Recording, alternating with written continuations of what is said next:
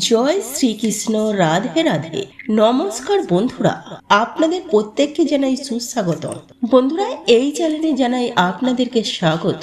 আশা করছি আপনারা ঈশ্বরের কৃপায় সকলে ভালোই আছে। বন্ধুরা, আজকে আমি এই তেজপাতার একটি প্রতিকারের কথা বলবো, যে প্রতিকার আপনার জীবনে অনেক কিছু ভালো বার্তা নিয়ে আসবে। আপনার সৌভাগ্য বাড়াবে জীবনে। আপনার জীবনে থাকা প্রত্যেকটি সমস্যা, প্রত্যেকটি বাধা বিপত্তি, সকল কিছু আপনার জীবন থেকে একেবারে দূর হয়ে যাবে।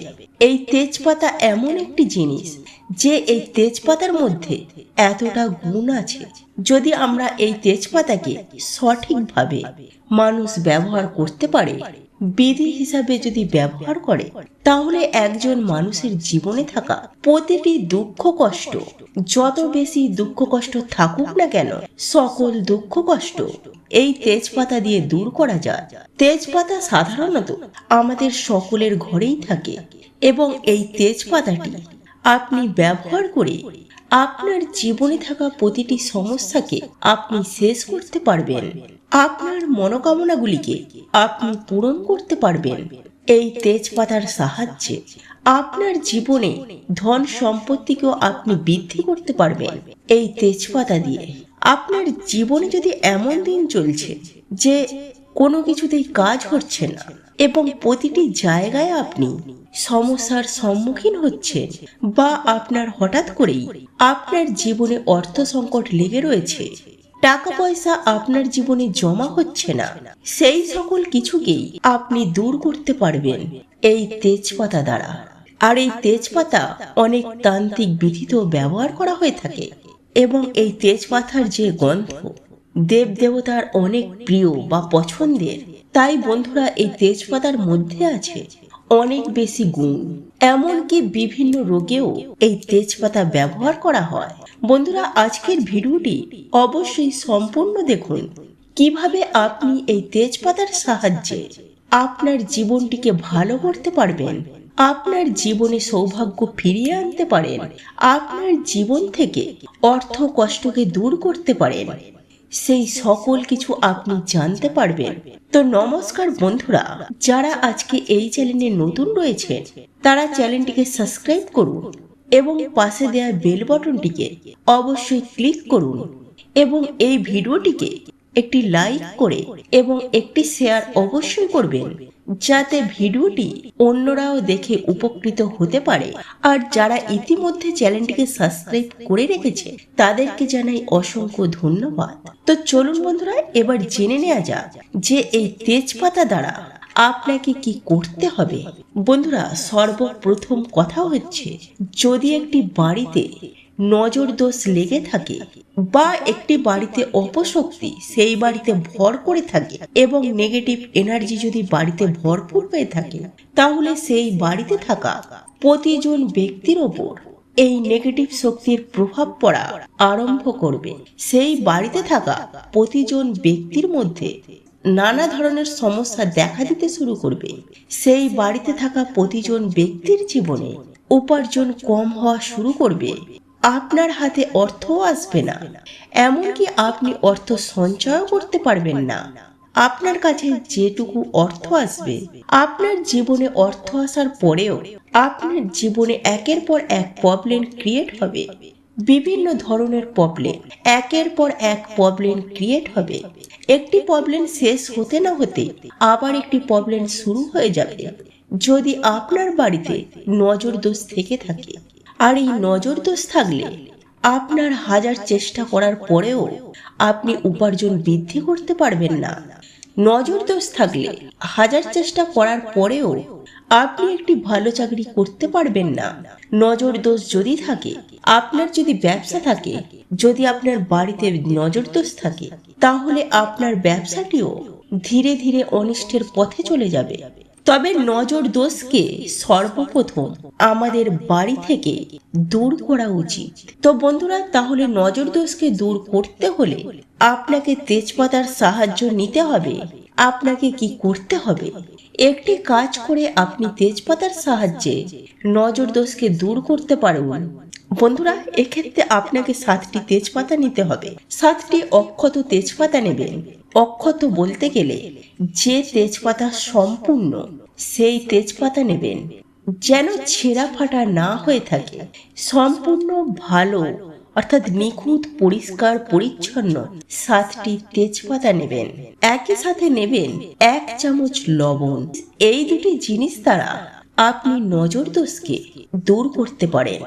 আপনার বাড়িতে যদি এমন কোনো ব্যক্তি আছে, যে ব্যক্তি হয়তো বহুদিন ধরে ইন্টারভিউ দিচ্ছে, চাকরি কিছুতেই হচ্ছে না, যে বাড়িতে এমন ব্যক্তি আছে বা ব্যবসা করছে যে তার ব্যবসা খারাপ হতে চলছে দিন দিন, বাড়িতে যদি এমন ব্যক্তি থাকে যে কোনো কাজ করতে যাচ্ছে, সেই কাজে সে সফলতা পাচ্ছে না, সেই কাজে সে সাকসেস হতে পারছে না, বাড়ির উপর কারো যদি মিথ্যা প্রতিবাদ লেগে থাকে, মিথ্যা অপবাদ লেগে রয়েছে, যদি কোনো মামলা মোকদ্দমায় জড়িয়ে পড়েছেন, তেমন ব্যক্তির ওপর আপনাকে এই প্রতিকারটি করতে হবে। আপনি নিজেও করতে পারেন বা সেই ব্যক্তিকেও বলতে পারেন সে নিজেও এটিকে করতে পারেন। সেই 7টি নিখুঁত তেজপাতা হাতে নেবেন, ডান হাতে নেবেন এবং একই সাথে নেবেন 1 চামচ লবণ।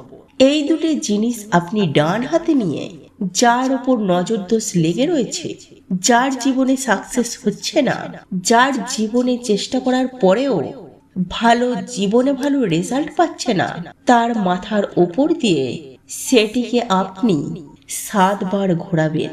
7 বার ঘোরানোর পর আপনি বাড়ির বাইরে এমন জায়গায় যাবেন যেখানে কোনো ব্যক্তি না থাকে, অর্থাৎ লোকশূন্য জায়গায় আপনি যাবেন, যেখানে কেউ আপনাকে না দেখে।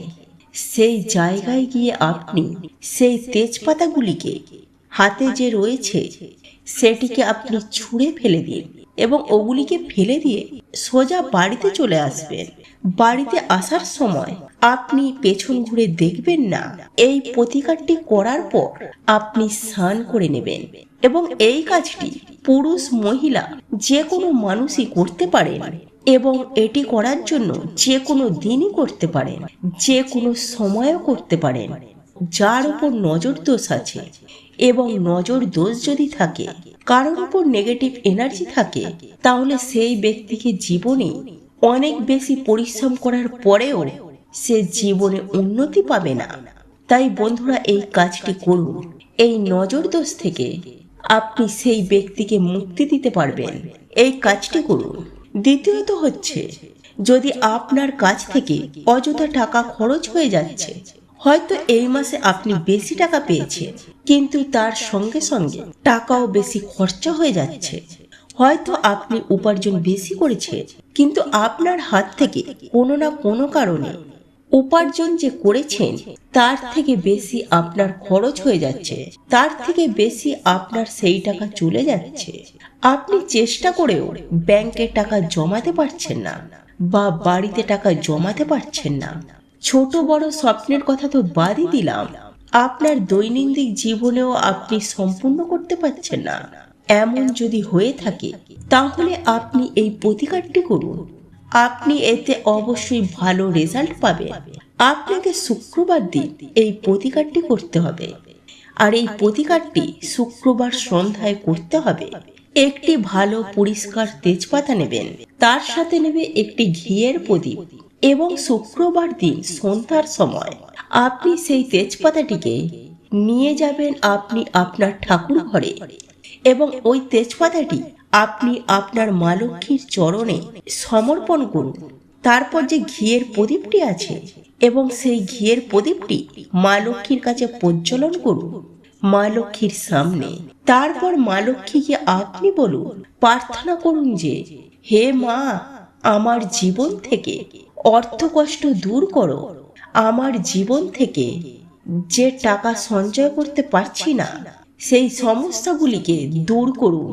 এইভাবে প্রার্থনা করার পর আপনি 1-2 ঘন্টা পর সেই যে মা লক্ষ্মীর চরণে তেজপাতাটি নিবেদন করেছিলেন সেই তেজপাতাটিকে তুলে নিয়ে এসে আপনি আপনার পকেটে রেখে দিন। এই তেজপাতাটি পকেটে রাখার পর দেখবেন সর্বদাই টাকায় ভরে থাকবে আপনার পকেট। আপনি সঞ্চয়ও করতে পারবেন এবং আপনার টাকার উপার্জন বেশি হবে। এখন প্রশ্ন হচ্ছে, এই তেজপাতাটিকে কতদিন রাখবেন? আপনি প্রতি শুক্রবার এই কাজটি করুন সন্ধ্যার পর, এবং পুরানো যে তেজপাতাটি রয়েছে সেটি কোনো প্রবাহিত জলে ভাসিয়ে দিন, নয়তো কোনো গাছের গোড়ায় সেটিকে রেখে দিন। 3 নম্বর যে মেন প্রতিকারটি হচ্ছে সেটি হলো ধনবান হওয়া তেজপাতা দ্বারা। এই তেজপাতা দ্বারা আপনি খুব সহজেই ধনবান হতে পারেন। আপনার জীবনে থাকা সেই যে ধনের আগমন হচ্ছে না, বিভিন্ন কারণে আপনার জীবনে টাকা আসছে না, আপনি চেষ্টা করার পরেও ধন উপার্জন করতে পারছেন না, সেই ক্ষেত্রে আপনি এই প্রতিকারটি করুন। আপনাকে কি করতে হবে? এই উপায়টি যে কোনো মঙ্গলবার দিন করতে হবে। মঙ্গলবার দিন একটি তেজপাতা নেবেন এবং একই সাথে নেবেন একটি সরিষার তেলের প্রদীপ এবং সঙ্গে নেবেন বোঁদের 2টি লাড্ডু। এই 3টি জিনিসকে নিয়ে আপনি হনুমান মন্দিরে যাবেন। আপনাদের আশেপাশে হনুমানজির মন্দিরে যাবেন, সেখান থেকে হনুমানজির পায়ে সামান্য একটু সিঁদুর নিয়ে আসবেন। সিঁদুর নিয়ে আসার পর আপনি আপনার বাড়িতে কোনো পবিত্র জায়গায় বা শুদ্ধ জায়গায় বসে, অর্থাৎ আপনার ঠাকুর ঘরে বসে, সেই তেজপাতার ওপর হনুমান সিঁদুর দ্বারা আপনি লিখে রাখুন এই সংখ্যাটি 117, অর্থাৎ 117। এই সংখ্যাটি হনুমান সিঁদুর দ্বারা আপনি তেজপাতায় লিখুন। লেখার পর আপনি যে 2টি বোঁদের লাড্ডু নিয়েছিলেন সেই লাড্ডু আপনি হনুমানজিকে নিবেদন করুন এবং একই সাথে সরিষার তেলের প্রদীপটি জ্বালিয়ে দিন। তারপর হনুমানজির মন্ত্র জপ করুন, ওং হাং হনুমাতাই নমঃ, ওং হাং হনুমাতাই নমঃ। এই মন্ত্রটি আপনারা 10 থেকে 15 মিনিট মন্ত্রটি উচ্চারণ করুন, অর্থাৎ জপ করুন। আর ওই জপ করার পর ওই তেজপাতার ওপরে একটি কর্পূর রেখে কর্পূরটিকে জ্বালিয়ে দিন। কর্পূরটি যখন জ্বলবে, সেই ক্ষেত্রে তেজপাতাটিও, কর্পূরটি যখন জ্বলবে তারপরে তেজপাতাটিও সেই ক্ষেত্রে পুড়ে ছাই হয়ে যাবে। যখন তেজপাতাটি সম্পূর্ণ পুড়ে ছাই হয়ে যাবে, সেই ছাই থেকে সামান্য একটি ছাই তুলে আপনার মস্তকে বা আপনার মাথায় তিলক করুন। বাকি ছাইটুকু নিয়ে আপনার দুয়ারের সামনে, অর্থাৎ ঘরের যে প্রধান দরজা, সেই মেন ডোরে সেই ছাইগুলিকে ছিটিয়ে দিন এবং পরের দিন শুদ্ধ জল নিয়ে সেই ছাইগুলিকে ধুয়ে দেবেন। এই প্রতিকারটি করলে আপনার জীবনে যে কারণে ধন প্রাপ্তি হচ্ছে না, অর্থাৎ ধন আসছে না, অর্থাৎ ধনবান হতে পারছেন না, কষ্ট করেও আপনি ধনবান হতে পারছেন না কিছুতেই, তাদের জন্যই এই উপায়টি একবার করুন। আপনার জীবনে যে কারণে ধন নিয়ে সংকট দেখা দিচ্ছে, সেই সমস্যাগুলি আপনার জীবন থেকে দূর হবে। তবে বন্ধুরা, যে কোনো প্রতিকার যখনই করবেন, সেই প্রতিকারটির ওপর বিশ্বাস রাখবেন, ঈশ্বরের প্রতি বিশ্বাস রাখবেন। মনে যদি বিভিন্ন ধরনের প্রশ্ন এবং মনে সন্দেহ নিয়ে প্রতিকারটি করছেন, তাহলে সেই প্রতিকারে আপনি ভালো রেজাল্ট পাবেন না। কারণ বন্ধুরা, শাস্ত্রে লেখা আছে, বিশ্বাসে মেলায় বস্তু, তর্কে বহুদূর। বন্ধুরা, আশা করছি ভিডিওটি আপনাদের ভালো লেগেছে। ভালো লেগে থাকলে ভিডিওটি লাইক করুন, শেয়ার করুন। যারা আজকের চ্যানেলে নতুন রয়েছে, চ্যানেলটিকে সাবস্ক্রাইব অবশ্যই করুন। আবার দেখা হবে পরবর্তী একটি ভিডিওতে। ততক্ষণে ভালো থাকবেন, সুস্থ থাকবেন। জয় শ্রীকৃষ্ণ। রাধে রাধে।